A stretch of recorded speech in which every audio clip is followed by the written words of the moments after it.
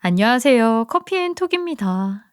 오늘도 와주셔서 감사드리고요. 바로 사연 읽어보겠습니다. 인생은 60부터라는 말이 있죠. 저는 60대가 되면 인생이 정말로 많이 달라질 줄 알았어요. 60대가 되고 얼마 지나지 않아 하나뿐인 딸아이가 결혼을 했었거든요.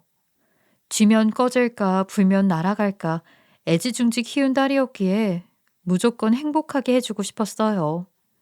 외롭지 않게 든든한 짝을 만나게 해주고 싶었죠. 딸아이를 시집 보내고 나자 정말로 이젠 걱정거리 없이 새로운 인생을 살 수 있겠구나 하고 생각한 지 몇 달이 지났어요. 그리고 제 인생은 지나치게 많이 달라져 버렸어요. 딸이 사라졌거든요. 이럴 줄 알았다면 시집 따위 보내지 말고 영원히 내 품에 안고 살 걸 하고 생각한 지 또 몇 달이 되었네요. 눈에 집어넣어도 안 아픈 내 딸이었는데 시집간 지 얼마 되지도 않아 야속하게도 하늘나라로 가버렸답니다. 얼마나 많은 후회를 했는지 몰라요. 그저 영원히 내 품 안에 자식으로 남겨둘 걸 그랬어요. 그랬더라면 이렇게 2배, 3배의 슬픔을 겪지 않았어도 되었을 테니까요. 딸을 잃으면서 저는 사위도 동시에 잃게 됐거든요. 차라리 살 날 얼마 남지 않은 나를 데려가시지. 왜 하늘은 야속하게도 젊고 예쁜 제 딸을 데려가신 걸까요? 딸은 모자란 점 하나 없이 정말 착한 아이였어요. 그런 아이였던 걸 모르고 제가 했던 수많은 잔소리들, 자잘한 다툼들이 떠오를 때마다 저는 그저 스스로가 미워서 견딜 수가 없었어요. 내가 이랬더라면, 내가 저랬더라면 이런 일이 일어나지 않았을까 하는 생각을 참 많이 했어요. 소용없는 후회라는 건 알지만 사람의 마음이란 게 그렇잖아요. 마음대로 되지 않죠. 사실 아직도 실감이 나지 않을 때가 많아요. 지금이라도 저 문을 열고 엄마 하고 저를 부르며 나타날 것만 같을 때가 많아요. 외출했다가 집에 오면 왔어? 하면서 저를 반겨줄 것만 같죠. 어떤 나이의 아이며 어른이며 모두가 딸처럼 보였어요. 어린아이들을 보면서 우리 딸도 저만한 때가 있었지 하는 생각을 하고 중고등학생들을 보며 우리 딸의 학창 시절은 어땠노라 생각을 하고 그러다 보면 지금 우리 딸은 거기까지 사고가 미치면 사람이 정말 돌아버릴 것 같은 순간이 오죠. 딸을 잃은 슬픔만큼 사위를 잃은 슬픔이 큰 건 저는 사위를 아들처럼 여겼고 사위도 저를 어머니처럼 여겼었기 때문이에요. 그냥 하는 말이 아니라 정말로요. 우리 셋은 그 자체로 단란한 가족이었어요. 이 일이 있기 전까지는 다소 부족한 딸을 사위인 박서방이 품어주고 있다고 생각했죠. 하지만 이제와 생각해보니 사는 내내 제 딸이 박서방을 품어주며 견뎌왔던 거였어요. 여태까지 있었던 모든 일들이 어찌 보면 사건의 전말이었던 거예요.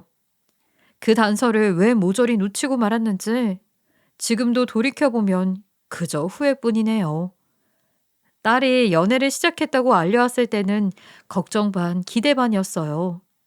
그 전까지는 딸은 연애를 해도 이렇다 저렇다 하게 알린 적이 없었거든요. 그저 제가 눈치로 만나는 사람이 있나 보다, 없나 보다 하고 대충 짐작을 하는 정도였어요. 그런데 이번에는 먼저 연애를 한다고 알려오니 진지하게 만나고 있는 사람인가 보다 싶더라고요.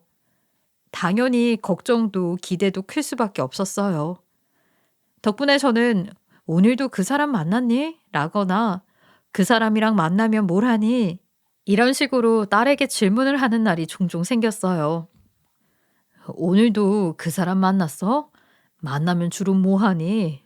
맛있는 거 먹었어?" 네, 그랬죠. 그런데 엄마도 참 매번 "그 사람이 뭐예요, 그 사람이." "아니, 그러면 내가 뭐라고 부르니?" 그렇긴 하네요. 뭐라고 부르지? 음 박서방이라고 불러요. 성이 박씨니까. "아이 뭐? 너 진심이야? 엄마가 벌써부터 그렇게 불러도 되는 거야?" 우리끼리인데 뭐 어때요. 그리고 저 진심 맞아요. 엄마도 짐작하셨겠지만 저 이 사람 정말 진지한 마음으로 만나고 있어요. 아마 곧 정식으로 인사드리러 올 거예요. 그리고 이거 엄마 갖다 드리래요. 아이고, 아이 뭘 또 보내왔어. 매번 널 빈손으로 보내는 법이 없구나. 참 예의 바른 사람이야. 엄마, 그런데 그 사람 조금 문제가 있어요. 어? 문제라니. 뭔데? 큰 거야? 그래도 네가 진지하게 만나는 것 보니 심각한 건 아닌 거지? 사람에 따라서 심각하게 받아들일 수도 아닐 수도 있을 것 같아요. 우리 엄마는 아닐 것 같지만 혹시 몰라서요. 그런데 박서방이 절대로 미리 말하지 말라고 했거든요. 아니, 그럴 거면 얘기는 왜 꺼냈어? 궁금하게. 조만간 방문할 테니까 그때까지만 참으세요. 박서방은 딸과의 연애 시절부터 우리 집을 방문할 때면 빈손으로 오는 법이 없는 사람이었어요. 크건 작건 무엇이든지 맛있고 좋은 걸 보면 집으로 가지고 오거나 딸의 손에 들려보냈죠.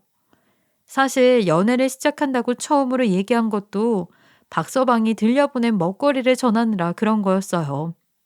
그 외에도 소문난 맛집에선 새벽부터 줄을 서서 꽁꽁 언손으로 자리를 맡아주는가 하면 제가 구운 과자를 좋아한다고 했더니 비싸고 맛있기로 유명한 가게에서 구운 과자를 종류별로 하나씩 다 사서 딸 편으로 보내왔더라고요. 그래서 저는 박서방이 사람이 참 다정하구나. 그리고 집안이 펑 넉넉한 편인가 보다 하고 생각했었어요. 그런데 정식으로 결혼을 허락받겠다고 인사를 온 날 박서방이 꺼낸 얘기는 그게 아니었어요. 아유, 박서방 왔어? 아유, 내가 벌써부터 박서방이라고 부른다고 부담스러운 건 아니지? 부담이라뇨. 일찍부터 가족으로 맞아주시는 것 같아서 제가 얼마나 좋은지 어머니는 모르실 겁니다. 아유, 사돈 어르신들이 들으면 남의 집 귀한 아들을 왜 데려가냐고 하시겠어. 아이, 그래. 사돈께서는 언제 뵙자 이런 말씀 아직 없으시고? 저 어머니, 거기에 대해서 드릴 말씀이 있습니다. 아이고, 무슨 얘기길래 그렇게 심각하게 분위기를 잡고 그래?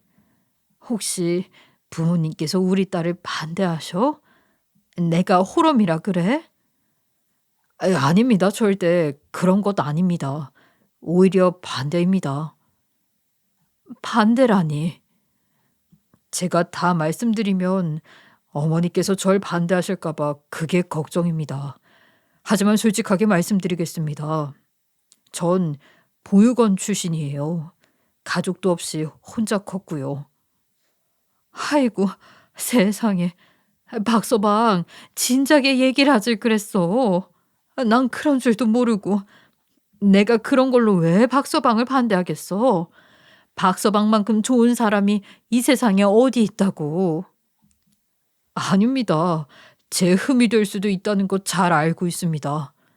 하지만 어머니께서 받아주기만 하신다면 당연히 받아주고 말고 더 말할 것도 없어. 이 사람과 어머니 둘 다 제 인생의 첫 가족입니다. 제가 선택한 가족이기도 하고요. 너무 좋습니다. 그리고 이 사람 만난 것만큼이나 어머니가 생긴 게 너무 좋습니다. 저 그냥 사위 말고 오늘부터 아들 시켜주십시오. 아이고, 배도 안 아프고 이렇게 큰 아들이 다 생기고 내가 복덩어리네. 저야말로 복덩어리인 것 같습니다. 남들은 부모님을 선택할 수 없지만 어머니는 제가 선택한 어머니니까요. 박서방의 외침 덕분에 우리 가족은 눈물바다가 됐다가 웃음바다가 됐다가 했어요. 저는 박서방이 혼자 컸다는 말에 더 대견하게 느껴졌죠. 부모님도 안 계시는데 어쩜 이렇게 바르게 자라서 제 살 길 찾아 잘 먹고 잘 살고 있는지 제가 다 뿌듯했어요. 본인이 한 말에 책임이라도 지듯 박서방은 정말 아들처럼 굴었어요. 어떨 땐 딸아이보다 더 살갑게 굴기도 했죠. 쉬는 날이면 딸이랑 데이트하기도 바쁠 텐데 굳이 저를 데리고 젊은 사람들 다니는 좋은 레스토랑이며 카페에 데려가 줬어요. 그때마다 제 손을 꼭 잡고 다니곤 했죠. 아이고, 박서방. 이렇게 다 늙은 여자 손잡고 다니면 남들이 흉봐. 흉보는 사람들이 이상한 겁니다. 정상적인 사람이라면 사이 좋은 모자 사이라고 생각할 겁니다. 그런 거 신경 쓰지 마시고 저와의 하루를 즐겨주세요, 어머니. 혹시 저랑 다니는 거 지겨우세요? 아이고, 참. 그럴 리가 있겠어? 너무 젊은 사람들 다니는 곳이라 나 같은 늙은이가 이런 데 와도 되나 싶어서 그러지. 요즘 세상에 젊은 사람만 가야 되고 어르신들만 가야 하고 그런 장소 구분 없습니다. 걱정하지 마세요, 어머니. 그래. 그러면 내 박서방만 믿고 오늘 하루를 실컷 즐기도록 할게. 박서방 손만 잡고 다니면 하루 종일 신기한 세상 구경하느라 심심할 일이 없었어요. 남편을 먼저 보낸 후 잿빛이었던 제 하루하루가 알록달록하게 물들어가는 느낌이더군요. 저는 정말로 간만에 살아있다는 느낌을 받을 수 있었어요. 그리고 얼마 지나지 않아 딸아이는 결혼식을 올렸어요. 딸은 박서방의 사정을 생각해서 혼인신고만 하자고 했지만 박서방은 절대 그럴 수 없다고 했어요. 한 번뿐인 결혼식인데 남들 하는 건 다 해야 한다고 했죠. 자기는 하객 측이 텅 비어 있어도 아무렇지 않다고 했어요. 사실 저희 쪽도 친척이 그리 많지는 않았기 때문에 크게 티가 나지는 않더라고요. 설령 티가 좀 난다 한들 뭐 어쩌겠어요. 저와 딸 그리고 박서방은 아무렇지도 않았으니까요. 오히려 박서방의 회사 동료 지인들이 많이 오셔서 자리를 모두 채워주었어요. 박서방이 인맥 부자네 싶어 저는 내가 사위 하나 잘 얻은 것 같다는 생각에 흐뭇해졌어요.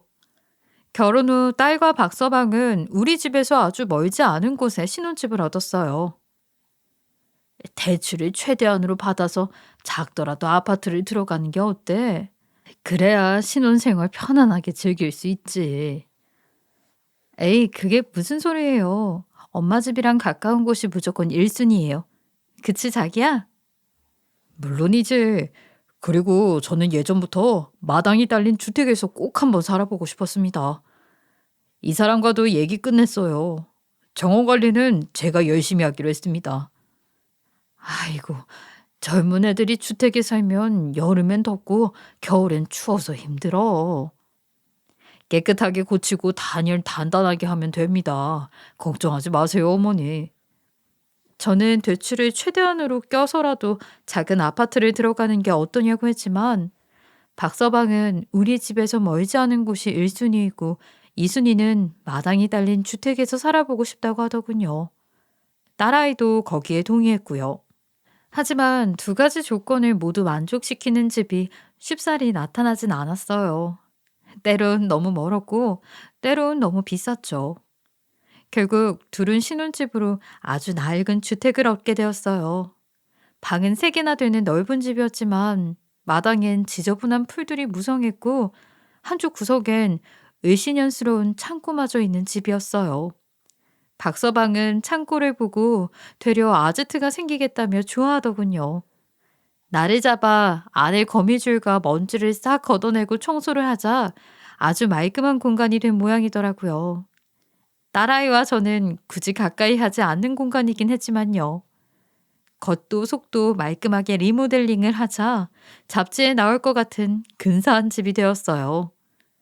리모델링 비용을 아끼느라 딸아이와 박서방은 녹초가 됐지만요. 몇 달을 집수리에만 매달렸는지 모르겠네요. 도배는 물론이고 전기공사까지 박서방이 다 알아서 했지 뭐예요. 이런 건 또 어디서 배웠나 싶어 흐뭇했어요. 하루는 집들이라고 저를 초대했는데 제가 다 흐뭇하더라고요.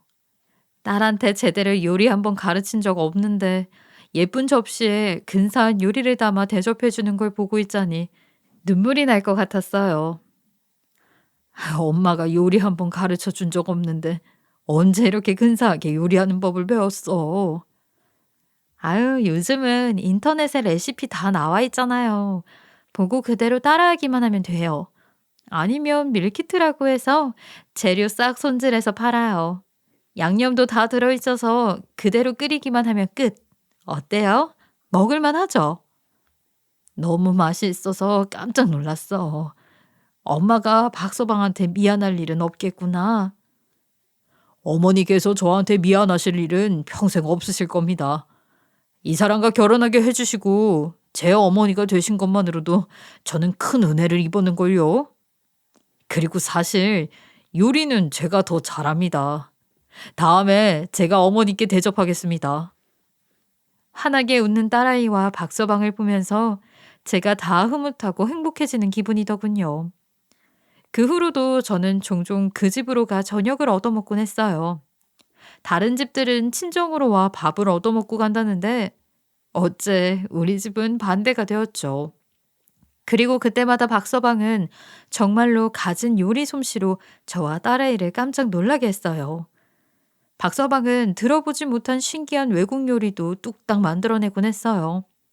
박서방은 딸 말대로 요즘은 인터넷만 보면 다 따라 만들 수 있다고 했지만 맛은 물론이고 보기에도 너무 맛있어 보여서 제 휴대전화 사진첩에는 매일 맛있는 일상 사진이 늘어났죠. 메신저 프로필도 매일매일 바꿔댔고요.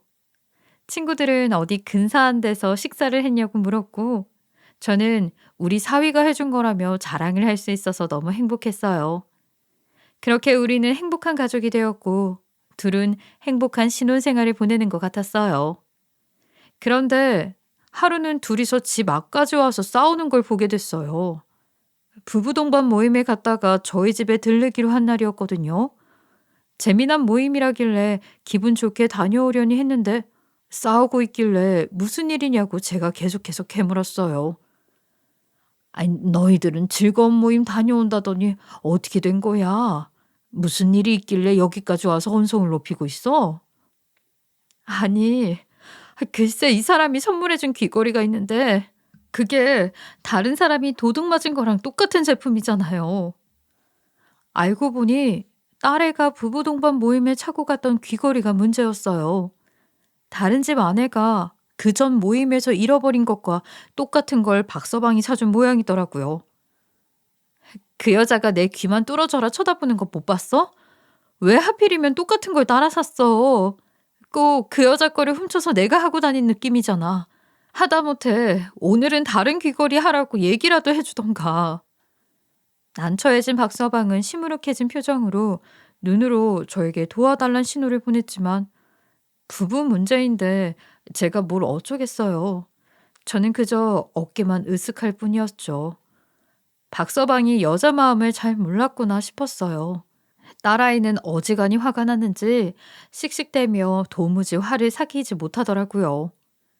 그 후부터 딸은 사위의 모든 소비에 관여하기 시작한 것 같았어요. 조금만 값이 나가는 걸 샀다 하면 영수증을 보여달라고 하는 모양이었어요. 저는 또 친구 따라 같은 걸 따라 사거나 혹여나 속아서 가짜라도 살까봐 우려돼 단속을 하나 싶었죠. 심지어 딸은 저를 따로 불러서 신신당부를 하더군요. 박서방이 사오는 걸 받지 말라고요. 저는 박서방 숨통 막히게 정도껏 하라고 했지만 딸은 단단히 결심한 듯 아주 완고했어요. 하루는 제 생일이라 밖에서 맛있는 것을 사 먹기로 한 날이었어요. 박서방과 딸은 가까운 거리인데도 저를 모시러 오겠다고 했죠. 저는 모처럼 생일인데 싶어서 멋을 좀 부리고 싶어서 옷도 몇 번이나 갈아입고 모자를 썼다가 벗었다가 하다가 마지막으로 가방을 고르고 있었어요. 몇 안 되는 가방 중에 박서방이 아무 날도 아닌데 선물이라며 가져왔던 명품 가방이 보이더군요. 저는 괜찮겠지 싶어서 그 가방을 집어들었어요. 마침 딸아이로부터 다 왔다고 전화가 와서 저는 불이 나게 집을 나섰어요. 박서방과 딸이 근사한 레스토랑을 예약해놨다고 해서 저는 기분이 좋아졌어요. 나이 먹고도 이렇게 인생이 행복할 수 있구나 싶어서 만사가 다 흐뭇했죠. 분위기 있는 레스토랑에서 식사도 하고 생일 축하한다는 케이크를 받아 촛불도 불고 선물도 받고 나서 디저트를 먹고 있을 때였어요. 딸애가 갑자기 제 가방을 유심히 살펴보더니 묻더군요. 엄마, 저 가방 원래부터 가지고 계셨던 거예요? 못 보던 것 같은데. 언제 사셨어요? 이거 박서방이 선물로 줬잖니. 왜 기억 안 나? 순간 박서방의 안색이 순식간에 창백해졌어요. 저는 제가 말실수를 했다는 걸 알았죠.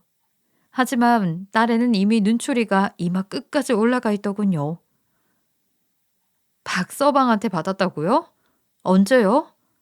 엄마, 제가 박서방이 주는 거 받지 말라고 했잖아요. 여보, 저거 살 때 당신한테 허락받고 샀던 거야. 정말로 기억이 안 나? 저 정도 가방을 사는데 내가 허락해줬다고? 영수증은 집에 가서 영수증 찾아보면 다 나오는 거 알지? 나 당신한테 받은 영수증 차곡차곡 잘 모아놨어? 얘들아, 다른 날도 아니고 내 생일인데 그만해라. 그리고 영수증은 내가 가지고 있다가 버렸어. 영수증을 엄마가 가지고 계셨다고요? 왜요? 그야 선물이니까. 혹시 마음에 안 들면 다른 걸로 바꾸라고 박서방이 같이 넣어줬다. 그래요? 왜 전 기억이 안 나지? 알았어요. 죄송해요, 엄마. 자기도 미안해. 내가 괜한 의심해서. 아니야, 그럴 수도 있지. 여기 디저트 참 맛있네. 우리 하나 더 시켜 먹을까? 영수증에 대한 건 거짓말이었어요. 하지만 제 생일날 굳이 큰 소리를 내면서 둘이 싸우는 것을 보고 싶지 않았어요. 새파랗게 질린 안색에 박서방이 치근해 보이기도 했고요. 다른 것도 아니고 저한테 주는 선물이었는데 저렇게까지 단속을 해야 하나 싶기도 했어요. 박서방은 나중에 건물을 나가면서 저에게 무어라 말을 하려 하더군요. 저는 아무 말도 하지 않아도 된다는 뜻으로 한쪽 눈을 찡긋해 줬어요. 박서방은 허탈한 듯 씩 웃고는 저에게 고개를 꾸벅했고요. 이후 박서방은 딸 때문에 처음으로 빈손으로 우리 집을 방문하게 되었어요. 그날따라 유독 제 눈치를 보는 것 같더군요. 박서방, 오늘따라 왜 그렇게 한절부절하고 그래? 내가 누누이 말했잖아. 가족 사이에 매번 두 손 가득히 방문하는 거 아니라고. 어떤 아들이 부모 집 방문하면서 매번 두 손 가득하게 오겠어? 심지어 가끔 오는 것도 아니고 자주 방문하잖아. 그러자 박서방이 치근하게 대답하더라고요. 어머니, 전 누가 이유 없이 퍼주는 사랑을 못 받아봐서 잘 모르겠습니다. 그냥 세상에 공짜는 없다. 하나는 줘야 하나를 받을 수 있다는 생각만 하고 살았습니다. 제가 사랑을 못 받고 자란 티가 많이 나죠. 죄송합니다. 나한테 죄송할 것도 없어. 빈손으로 와도 좋으니 그저 지금처럼 자주자주 얼굴이나 보여줘. 그날부터 저는 사위에게 종종 빈손으로 그냥 집에 들르라고 했어요. 손에 뭔가 들고 오지 못하게 운전도 하지 말고 자전거를 타고 들르라고 했죠. 자전거는 제가 박서방 생일 때 사준 것이었는데 신기하게도 박서방은 자전거를 잘 못하더라고요. 한 손으로 타는 것도 힘겨울 수준이라 계속 빈손으로 오게끔 연습을 시킨 거죠. 저는 딸의 엄마이기도 했지만 박서방의 엄마라는 마음도 동시에 가지고 있어서 박서방에게 아무 조건 없이 주고받는 사랑에 대해서 알려주고 싶었어요. 박서방이 빈손으로 머쓱하게 방문할 때마다 저는 박서방에게 진수성찬을 차려주고 꼭 손에 뭐라도 들려서 돌려보냈어요. 무조건 하나를 줘야 하나를 받을 수 있다는 그 생각을 없애주고 싶었거든요. 그렇게 박서방은 빈손으로 집을 방문하는데 조금씩 익숙해져 가는 것처럼 보였어요.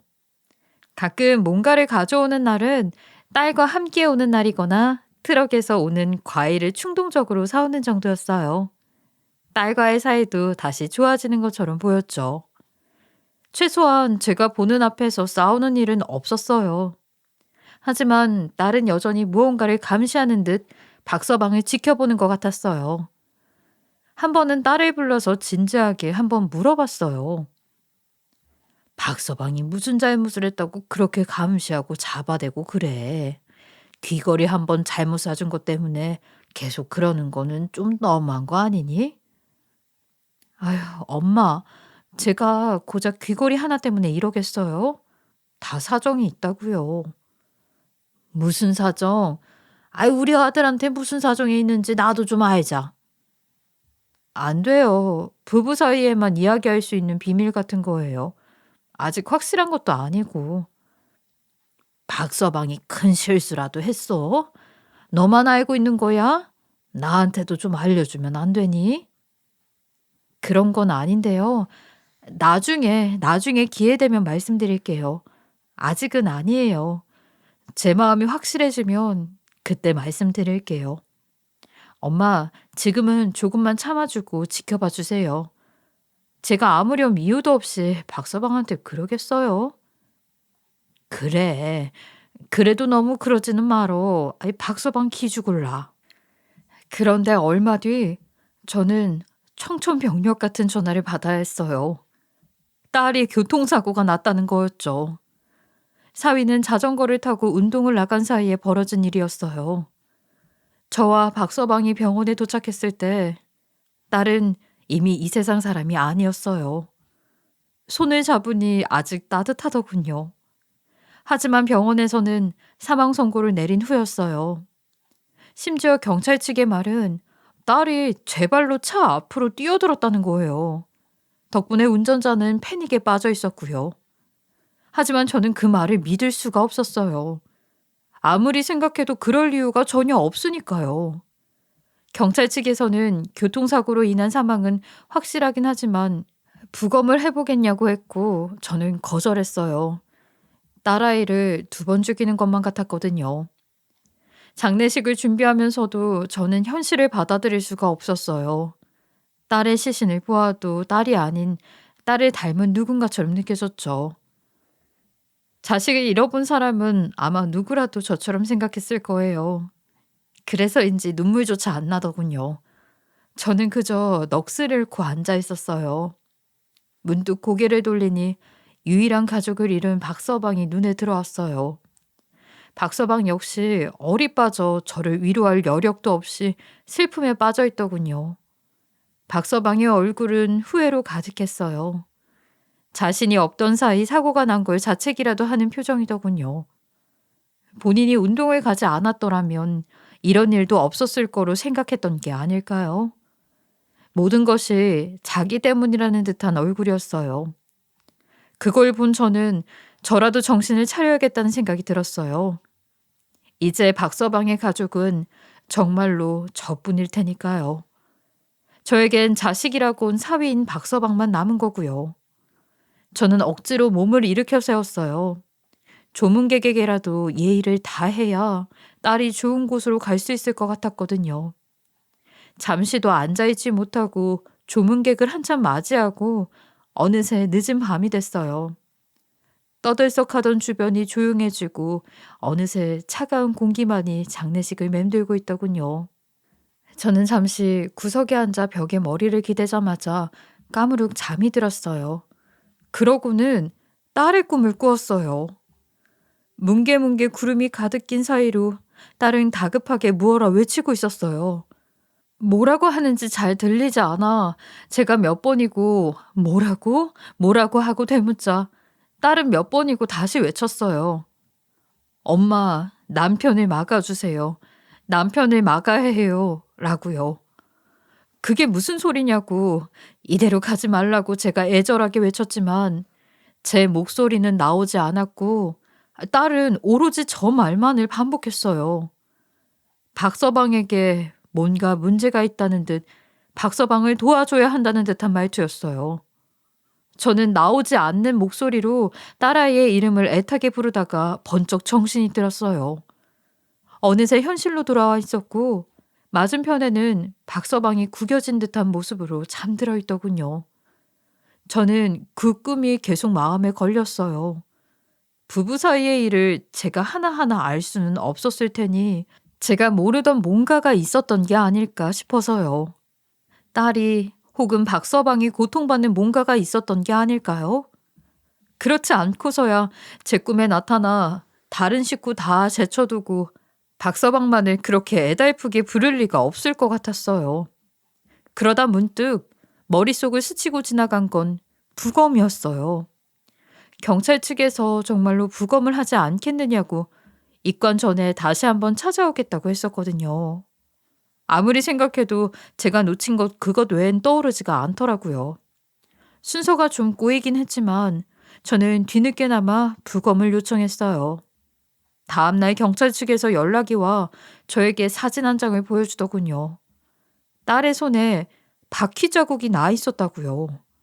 처음엔 당연히 자동차 타이어 흔적인 줄 알았는데 부검하다 보니 훨씬 두께가 얇은 자전거의 바퀴 같다고 했어요. 사고에 직접적인 영향을 준 것은 아니지만 사망 직전에 자전거 바퀴가 손바닥을 밟고 지나간 것 같다고 했어요. 혹시 나라이나 주변 사람이 자전거를 타냐고 묻더군요. 저는 떨리는 목소리로 사위가 종종 자전거를 탄다고 이야기해줬어요. 딸아이네 집 창고 앞에 자전거가 세워져 있을 거라고요. 오만 생각이 다 들더군요. 제 입으로 말하면서도 아무런 상관이 없을 거라고 몇 번이나 속으로 되뇌었어요. 얼마 뒤 경찰이 다시 저를 찾아왔어요. 경찰은 딸아이와 박서방과 딸아이네 집 마당의 창고 앞에 세워져 있던 자전거의 바퀴 자국과 딸의 손바닥에 있던 바퀴 자국이 일치한다고 말했어요. 그것만으로도 전 하늘이 무너지는 것 같았죠. 대체 둘 사이에 무슨 일이 있었던 걸까요? 딸의 죽음에 사위가 연관이 되어 있는 걸까요? 믿을 수가 없었어요. 그런데 경찰은 창고에 대해서 상세히 묻더군요. 사실 짐이나 공구를 만질 일이 없던 저와 딸은 그 창고를 최초로 청소한 이후로는 들어가 본 적도 없었어요. 수시로 창고를 드나들었던 건 박서방 혼자였죠. 경찰들은 창고 문을 열어봐야겠다며 저에게 동행을 요청했어요. 잠금 장치가 몇 단계나 걸려 있는 것이 어쩐지 수상하다는 말과 함께요.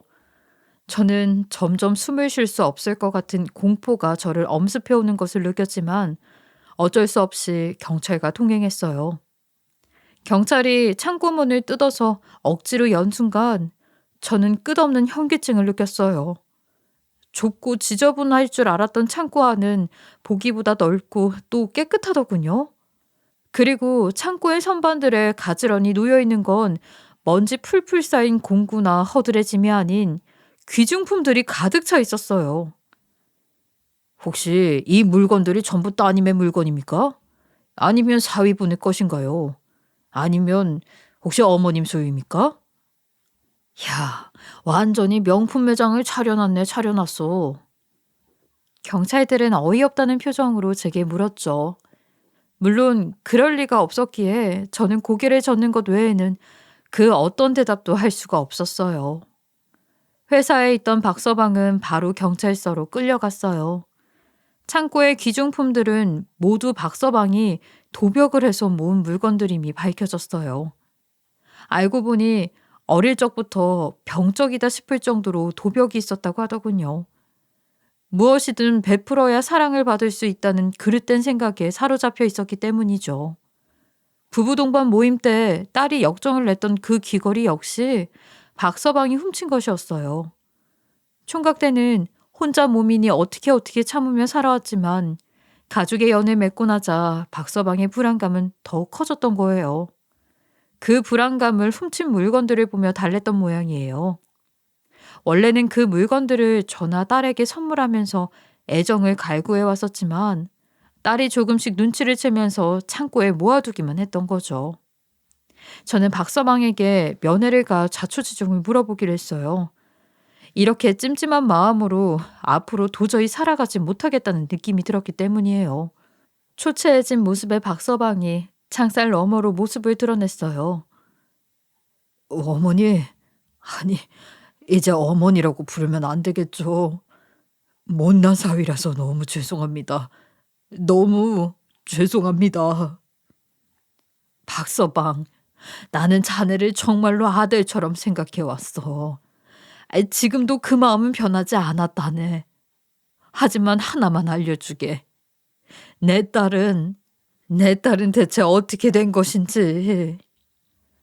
증거가 없었지만 딸의 손바닥에서 나온 바퀴 자국 때문에 박서방은 딸을 해한 혐의도 일부 받고 있었어요. 딸과 부딪힌 차에 하필 블랙박스가 없어서 운전자의 증언에만 의지하기에는 동기가 부족했거든요. 하지만 저는 박서방이 딸에게 어떤 해를 끼쳤을 거라고까지는 생각할 수가 없었어요. 아니, 생각하기도 싫은 마음이었죠. 그래서 마지막으로 박서방에게 모든 걸 털어놓으라고 할 생각이었어요. 여기까지 와서 박서방에게 저에게 거짓말을 할 거라고는 생각이 들지 않았거든요. 어머니, 단 하나만 믿어주세요. 제가 그 사람을 어떻게 한 게 아닙니다. 정말이에요. 그래, 나도 자네를 믿네. 하지만 딸의 손바닥에 자네 자전거 바퀴 자국이 나온 건 어떻게 설명할 건가? 어? 그냥 모든 걸 솔직하게 말해주게. 그래야 나도 자네를 더 믿을 수가 있지. 어머니, 제가 운동을 하러 갔던 건 사실입니다. 운동을 하러 갔다가 집으로 돌아왔는데 그 사람이 창고 앞에 서 있더군요. 창고 문이 활짝 열려 있었습니다. 저는 너무 놀랐어요. 그 사람이 저를 의심하고 있다는 건 알고 있었지만 이젠 완전히 들통나서 모든 게 끝났다고 생각했습니다. 저는 자전거를 탄 채로 도망가려고 했고 그 사람이 절 막으려고 했어요. 제가 자전거 운전이 서툴다 보니 바퀴가 거칠게 움직였고 그 사람이 자전거 바퀴를 손으로 꽉 움켜쥐며 저를 막았어요. 우리는 동시에 넘어졌고 저는 자전거를 버려두고 도망쳤어요. 그 이유는 어머니께서 아시는 것과 같습니다. 제가 말한 건 정말로 모두 진실입니다, 어머니. 박서방, 세상에 공짜는 없다고 생각하면서 산다더니 어째서 그랬어? 왜 그랬어? 우리가 주는 애정이 부족했어? 어? 나랑 딸아이로는 부족했냐고. 아닙니다. 아닙니다, 어머님. 그냥 제가 무식하고 못 배운 탓입니다. 제 잘못입니다, 어머니. 딸은 박서방을 쫓아가다가 주변을 보지 못하고 사고가 난 게 분명했어요. 그렇지 않고서야 그렇게까지 극단적인 선택을 했을 리가 없어요. 저는 그렇게 믿기로 했어요. 경찰에도 이 이야기를 모두 전했고 선처를 부탁한다고 얘기했어요. 저는 박서방의 지인들에게 연락해서 그간 훔친 물건들을 모두 돌려주었어요. 가지각색의 반응이 나왔죠. 절도죄로 처벌을 내려달라는 사람도 있었고 더럽고 징그러워서 아무것도 받지 않겠다는 사람도 있었어요. 공통적인 반응은 소름이 끼친다며 치근한 마음이 전혀 들지 않는다는 거였죠. 전 선택은 그분들의 몫이지만 딱 하나만 부탁하겠다고 했어요. 박서방의 도벽은 병적인 수준이니 단 한 번만 치료받을 기회를 달라고요. 물론 벌이 우선이었고 충분한 벌을 받고 난 뒤 치료를 받게 살게 해주자고 했어요. 하지만 다들 벌을 받은 후에야 어떻게 살 것인지에 대해서는 전혀 관심을 가져주지도 않더군요. 알아서 하라고, 심지어 사형감 아니냐고 콧방귀까지 끼는 사람도 있었어요. 하지만 박서방이 옥에 들어가서 최대치를 살고 나온다 해도 6년이었어요. 6년 후라 해도 박서방에겐 아직 젊은 나이일 테니 저는 박서방에게 기회를 주고 싶었어요. 그리고 단 하나, 제 생일 때 들고 나가서 나라이에게 의심받았던 가방만은 임자가 나오지 않았어요. 저는 그 가방만은 박서방이 진심으로 저를 위해 샀던 선물일 거라고 믿기로 했어요. 그렇게라도 믿지 않으면 견딜 수 없었으니까요. 박서방에게 기회를 주고 싶다고 얘기한 건 역시 딸 때문이었어요. 저보다 훨씬 더 어른스럽고 성숙한 행동을 해주었던 딸을 떠올리면 박서방에게 기회를 주자는 말이 나올 수밖에 없었어요. 딸은 박서방이라는 사람이 나쁜 게 아니라 행동이 나쁘단 걸 알고 기회를 주려고 했어요. 그리고 자기만의 방식으로 그를 보듬어 주려 애썼죠. 그 안엔 불우하고 여러 가지 감정이 결핍된 박서방이 있었을 거예요. 비록 제가 알던 박서방은 이제 만날 수 없게 되었지만 그래도 박서방을 말려달라고, 도와달라고 꿈에서조차 애원했던 딸 덕분에 지금이라도 나쁜 고리를 끊어낼 수 있었던 것이 아닐까 싶어요. 조건 없이 주는 사랑이란 건 바로 이런 게 아닐까 싶네요. 저는 원래 종교가 없는 사람이었지만 박서방을 위해서 기도를 하기로 했어요. 정확히는 박서방을 구하고자 했던 제 딸을 위해서요. 기도라고 해서 거창할 건 없어요. 그저 불을 끄고 작은 초를 켜서 방을 밝히는 거죠. 그리고 마음속 깊이 계속해서 박서방이 참여하기를, 저희 딸이 좋은 곳으로 가기를 빌어요. 언젠가는 하늘에서 다시 만나면 엄마보다 더 넓은 마음을 가진 딸을 만나서 사는 내내 행복했었다는 얘기를 꼭 전해주고 싶어요. 딸에게 사랑한다는 말을 많이 해주지 못했던 게 못내 아쉽네요. 후회가 없는 인생이란 있을 수 없을 거예요. 다들 후회 적은 인생을 사시길 바라요. 사랑하는 사람들에게 충분히 표현하고 사는 삶이요. 지금까지 커피앤톡이었습니다. 오늘도 끝까지 함께 해주셔서 감사하고요. 다음 영상으로 또 찾아뵙겠습니다.